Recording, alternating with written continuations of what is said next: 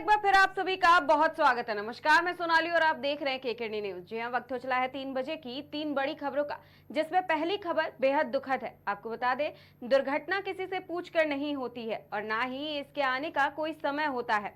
बता दें, आज सुबह दिल्ली हवाई अड्डे के टर्मिनल 1 पर बड़ा हादसा हो गया, जिसको संज्ञान में लेते हुए केंद्रीय नागरिक उड्डयन मंत्री राममोहन नायडू किंजरापू दिल्ली हवाई अड्डे के टर्मिनल 1 पर पहुंचे। दरअसल टर्मिनल 1 पर आज भारी बारिश के कारण छत का एक हिस्सा गिर गया, जिससे 3 व्यक्ति की मौके पर ही मौत हो गई और कई अन्य घायल बताए जा रहे हैं। बता दें, इस मामले पर केंद्रीय नागरिक उड्डयन मंत्री राममोहन नायडू ने बड़ा ऐलान भी किया है।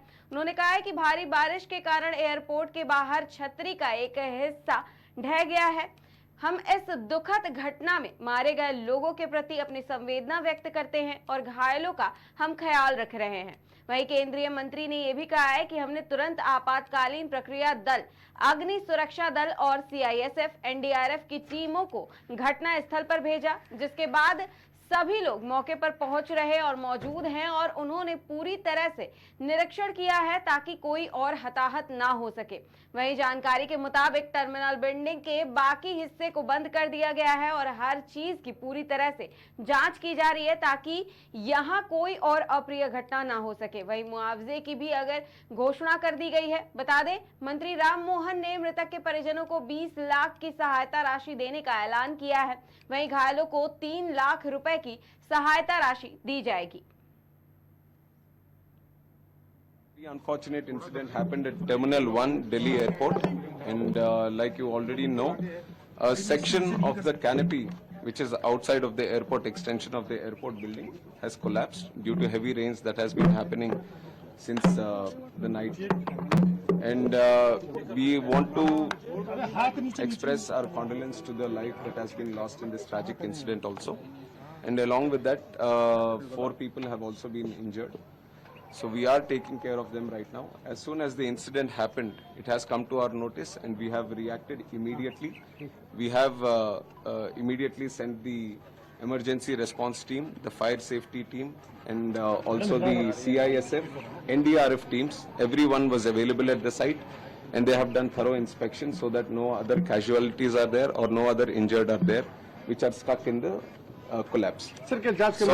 So right now the situation is under control. The whole rest of the terminal building has been closed off and everything is being thoroughly inspected so that any other untoward incident does not happen here. And regarding the flights that are supposed to be operating from T1, we have informed the airlines people immediately that passengers are the first priority for us also. So passengers shouldn't face any inconvenience.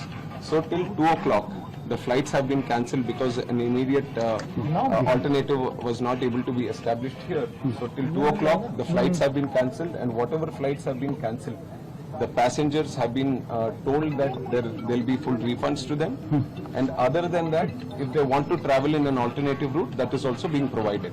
And from 2 o'clock, whatever routes are being operated from T1 have been diverted to T2 and T3. So necessary arrangements are being made at T2 and T3 so that the passengers wouldn't face any convenience as of such. Sir, GMR operates this terminal. Yes. Have you sought any clarification from them, because this structure is of 2009 and in 15 years it has collapsed? Like you have said, this structure has been built in 2009, and what we have asked the DIAL, Delhi International Airport Limited, also is to do a verification inspection from their side, but we are not just leaving it up to themselves.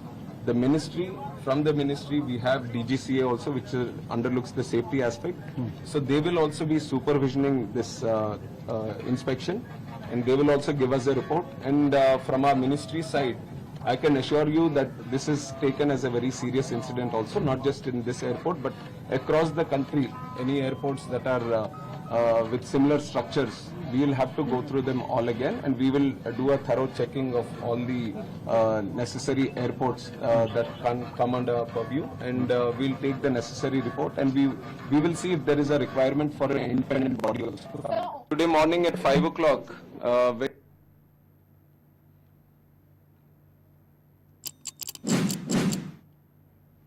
रुक करते हैं दूसरी और जरूरी खबर की ओर। निर्दलीय सांसद पप्पू यादव जहां जाते हैं वहां अपने बयानों को लेकर चर्चा का विषय बन जाते हैं। पप्पू यादव आए दिन उल जलूल बयान भी देते रहते हैं। इस बार भी उन्होंने कुछ ऐसा ही किया है। बता दें, पूर्णिया से निर्दलीय सांसद पप्पू यादव ने नीतीश कुमार को लेकर के बयान दिया है। उन्होंने कहा है कि नीतीश कुमार के साथ समस्या ये है कि वे अपनी विचारधारा के साथ समझौता नहीं कर पाते हैं। उन्होंने आगे कहा कि हमें लग रहा है कि नीतीश कुमार के अपनों के द्वारा उनके साथ कोई साजिश ना हो जाए, इसलिए नीतीश कुमार ने कुछ लोग भाजपा के साथ जोड़ दिया है। देखिए, नीतीश कुमार जी इधर उधर नहीं करते। नीतीश कुमार जी के साथ प्रॉब्लम क्या है कि वो अपनी आइडेंटिटी और अपनी आइडियोलॉजी से समझौता नहीं कर पाते। तो सबका अपना स्वभाव है। राजद के साथ थे तब भी उनके साथ प्रॉब्लम हुआ, कई प्रॉब्लम हुआ। वो खुद कह रहे हैं कि मेरे साथ दिक्कतें हुई। और नीतीश कुमार के साथ जो लोग हैं ना, खासतौर पर ब्यूरोक्रेट, वो अब नीतीश कुमार जी के सर्व, जैसे पांड्या ने नवीन पटनायक के साथ हुआ ना, हमें लगता है कि नीतीश जी के साथ ये लोग वैसे ही नहीं करते। नीतीश जी अच्छे लीडर हैं, मैं बुरा नहीं मानता, कतई नहीं। और मैं तो चाहूंगा, बीजेपी अच्छी बात कर रहे हैं, अकेले चुनाव लड़ने की बात कर रहे हैं, तो उसमें क्या दिक्कत है? उनको लड़ना चाहिए। केंद्र की सरकार की है ना, केंद्र की सरकार आज नीतीश कुमार जी हम लोग के साथ होते तो आज 35-36 सीट हम लोग जीतते। आप इसको जान लीजिए, 30 सीट से नीचे की कोई गुंजाइश नहीं थी। वैसे भी हम लोग 20-22 सीट जीतते जब सही कोऑर्डिनेशन हुआ होता गठबंधन के साथ। तो नीतीश कुमार जी के बारे में गलत धारणा है। बीजेपी किसको खत्म नहीं की? जगन रेड्डी को खत्म नहीं किया, बीजू जनता दल को खत्म नहीं किया, शिवसेना को खत्म नहीं किया। पुराने एक भी एलाइज बीजेपी के साथ है। और कितने बार धोखा दिया, कितनी बार गालियां दी नीतीश कुमार जी को, क्या नहीं कहा, टॉप टू बॉटम क्या नहीं बोला नीतीश कुमार जी को। तो ये तो है, भीतर में ये चल रहा है बीजेपी के भीतर कि नीतीश कुमार जी अगले मुख्यमंत्री। अब हमें तो लग रहा है कि नीतीश कुमार के साथ कोई साजिश न हो जाए बीच में, हमें ऐसा भी लग रहा है। और नीतीश कुमार के अपनों के द्वारा न साजिश हो जाए। कुछ लोग ऐसे हैं नीतीश कुमार के जो बीजेपी के पार्ट में ज्यादा हैं, वो नीतीश कुमार जी के साथ धोखा न कर दे। मुझे इस बात का अंदेशा है। कल देखिएगा, जो बात आज मैं कह रहा हूं, हो सकता है कल आने वाले 6 महीने 7 महीने के अंदर आपको ये दिख ना जाए। और वैसे भी महाराष्ट्र, हरियाणा और झारखंड के चुनाव के बाद अनस्टेबल गवर्नमेंट होगी, इसको आप लिख लीजिए। लेकिन जिस दौर में सहयोगी दलों की सबसे ज्यादा जरूरत है बीजेपी को, उस स्थिति में अश्विनी चौबे जब ये कहते हैं कि मैंने केंद्रीय नेतृत्व को अपनी बात बताई है, तो ये जोखिम लेने की स्थिति में भाजपा है कि नीतीश कुमार को नाराज करके तोड़ देगा? भाजपा तोड़ देगा। स्पीकर उनके हैं, सब उनके हैं, पार्टी तोड़ देगा। भाजपा तो कुछ भी करती है। इन लोगों ने गलती किया है, स्पीकर जैसे पदों को स्वीकार करके, मान के। भैया, जो दावा अश्विनी चौबे कर रहे हैं, क्या आपको लगता है कि बिहार में बीजेपी अकेले दम पर? सर, ये बात तो सम्राट चौधरी जी भी कह रहे थे कि मैं अकेले लड़ूंगा। ये बात तो इस चुनाव के पहले सभी लोग कह रहे थे कि अगला मुख्यमंत्री बीजेपी की होगी। भीतर में तो लगभग सभी लोगों के मन में है। कोई अश्विनी चौबे जी अकेले नहीं बोल रहे हैं। इस चुनाव के पहले अभी तक पगड़ी खुली कि नहीं मुझको नहीं पता। ये पगड़ी तो नीतीश कुमार जी के खिलाफ पहनी गई थी। 5 दलों का तो समर्थन बिहार में भी। और सम्राट चौधरी जी तो नीतीश जी बोलते हैं, चाचा या नीतीश मुख्यमंत्री का नीतीश जी बोलते हैं। तो आपको इससे अंदाजा नहीं लग रहा है कि जिसकी उम्र बेटा की तरह हो वह नीतीश जी कहते हैं? तो आप समझिए ना। तेजस्वी तो चलिए चाचा आज भीतर से कहे या बाहर से, चाचा तो कहते थे। नीतीश जी तो कहने की हिम्मत नहीं होती ना। सम्राट जी तो नीतीश जी बोलते हैं। मतलब बीजेपी साजिश रच रही है, ऐसा आपका आरोप है नीतीश कुमार? मेरा आरोप है कि स्टेट पार्टी जो है वह नीतीश कुमार जी के प्रति कंप्लीट एग्रेशन में है। उसके भीतर कुछ भी नीतीश जी के प्रति सही नहीं चल रहा। देखिए, नीतीश कुमार जी है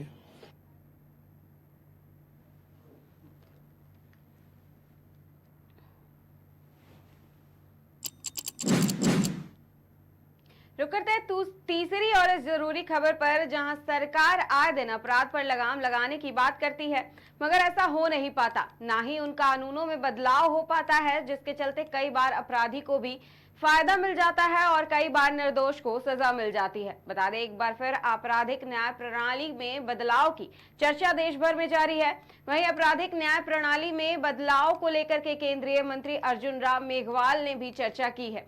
उन्होंने कहा है कि आपराधिक न्याय प्रणाली में बदलाव होना चाहिए, ये मुद्दा वर्षों से चल रहा है। वहीं सभी ने माना भी है कि इसमें संशोधन होना जरूरी है। केंद्रीय मंत्री ने उन 50 से ज्यादा औपचारिक बैठकों और 100 से ज्यादा अनौपचारिक बैठकों का भी जिक्र किया, जिसका कोई निष्कर्ष नहीं निकला। उन्होंने कहा कि इसे लोकसभा में भी पेश किया गया और तब मांग आई थी कि इसे स्थायी समिति को भेजा जाए। वहीं इसके बाद इसे संसदीय स्थायी समिति को भेजा भी गया, जहां व्यापक परामर्श हुआ और सभी हितधारकों को ट्रेनिंग मिल रही है। बता दें, महाराष्ट्र में भी अपराधी को पकड़ने और बुलडोजर की चर्चा तेज है। बता दें कि महाराष्ट्र मुख्यमंत्री एकनाथ शिंदे ने अपराध पर लगाम लगाने के लिए कार्रवाई की बात कही है। उन्होंने कहा कि पुणे के कमिश्नर ने आज वहां पर गुंडागर्दी कम कर दी है, यानी कि चर्चा हर जगह बराबर हो रही है। उन्होंने आगे कहा कि मैंने उनको कहा है कि ड्रग्स बेचने वाले होटल या अन्य कोई भी जगह हो, वहां पर बुलडोजर चलाया जाए और सप्लायर को पकड़ करके जेल में डाला जाए। उनकी कार्रवाई शुरू है और जब तक पूरा राज्य ड्रग्स से मुक्त नहीं होता है, तब तक उनकी कार्रवाई ऐसे ही चलती रहेगी। इस दौरान मुख्यमंत्री एकनाथ शिंदे सीएम योगी आदित्यनाथ की तरह बोलते हुए नजर आए। उन्होंने कहा कि ये सरकार ऐसे लोगों को नहीं छोड़ेगी। आगे क्या कुछ कहा है, देखिए इस खास रिपोर्ट में।